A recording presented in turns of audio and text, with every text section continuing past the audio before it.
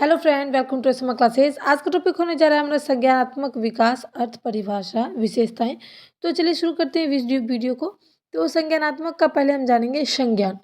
संज्ञान जो होता है, संज्ञान शब्द का अर्थ होता है जानना या फिर समझना। ठीक है, किसी भी चीज़ को जानना, समस्या का हल निकालना, चिंतन करना एवं तर्क करना या फिर कोई भी सूचना को इकट्ठा करना, ये सारा जो है वो संज्ञान के द्वारा आता है, संज्ञान के अंतर्गत ही आता है। संज्ञान में होता है कि कोई चीज़ को जैसे हम जानते हैं, क्योंकि अगर हमें कोई चीज़ की समझ होगी जब भी हम कोई समस्या का हल निकाल सकते हैं। अगर हमारे पास समझ है, हमारे पास संज्ञान शब्द है यानी कि ज्ञान है, तो हम उसका चिंतन कर सकते हैं। कोई भी चीज़ पर तर्क तो तर्क कर सकते हैं, तर्क वितर्क जो बोलते हैं वो। फिर या फिर कोई भी चीज़ को सूचना वगैरह होती है इकट्ठा कर सकते हैं, जैसे कि पत्रकार आदि करते हैं। तो वो सारी चीज़ें संज्ञानात्मक के अंतर्गत आता है, यानी कि संज्ञान। ठीक है, अब देखेंगे संज्ञान का जो है परिभाषा क्या है। तो संज्ञानात्मक जो है वो विकास का जो आशय है वो बच्चों में समझने के साथ साथ होने वाली मानसिक योग्यताओं में विकास से है। यानी कि जब बच्चा जन्म लेता है तो उसी समय से बच्चा के अंतर्गत रोज नए नए दिन, नई नई चीज़ों का जो है वो विकास होता है।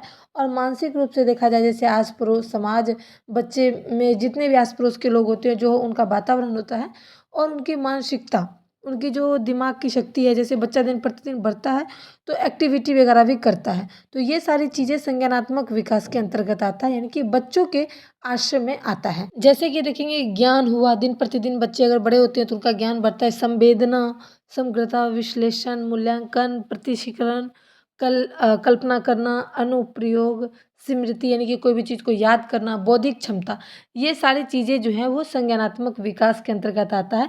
जो कि एक बच्चा जब जन्म लेता है उसके साथ साथ ये सारी प्रक्रियाएं जो है वो चालू हो जाती है, मानसिक योग्यताओं का विकास धीरे धीरे होना शुरू हो जाता है। तो ये सारी जो चीज़ें हैं वो संज्ञानात्मक है। अब देखेंगे संज्ञान की विशेषताएं। तो ये एक जो है संज्ञान एक मानसिक प्रक्रिया है। ठीक है, जैसे कि मैंने अभी अभी बताया, एक मानसिक प्रक्रिया के अंतर्गत ही सारी चीज़ें होती है, जिसके माध्यम से कोई भी बच्चा हो, कोई भी व्यक्ति हो, तो वो क्या कर सकता है, जैसे कि जानकारी को प्राप्त कर सकते हैं। यानी कि कोई भी चीज़ की जानकारी चाहिए तो वो निकाल सकता है।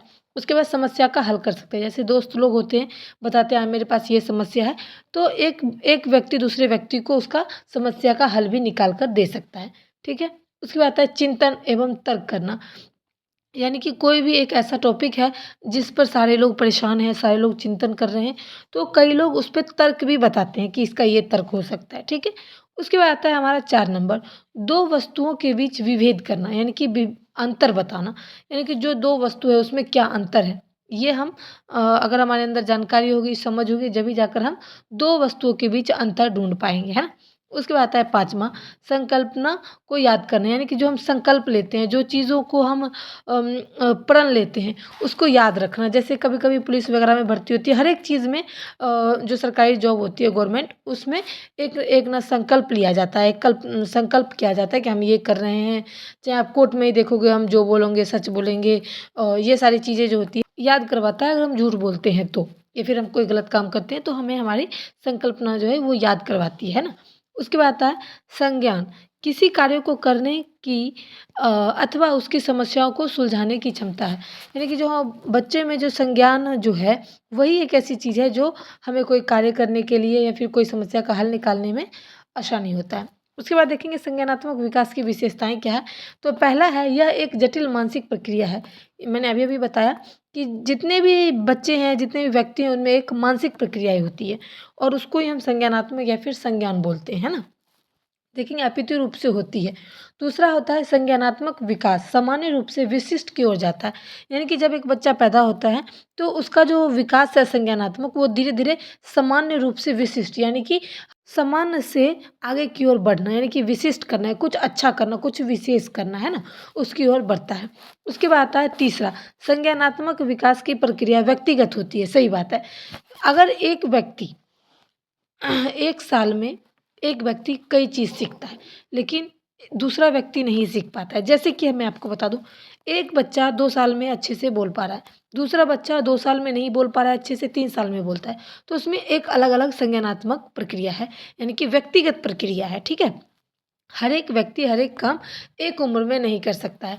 कोई व्यक्ति 4 साल में अच्छा याद कर रहा है, कोई व्यक्ति 5 साल में भी अच्छा याद नहीं कर पा रहा है, कोई बच्चा 5 साल में भी अच्छा याद नहीं कर पा रहा है। तो ये सारी चीज़ संज्ञानात्मक है, जो कि हर एक व्यक्ति की प्रक्रिया हर एक व्यक्ति के अंतर्गत होता है। अलग-अलग व्यक्ति में अलग-अलग प्रक्रिया होती है, ठीक है? उसके बाद आता है 4 नंबर, संज्ञानात्मक विकास का मूल आधार संवेदना एवं प्रतिक्रिया निर्माण है।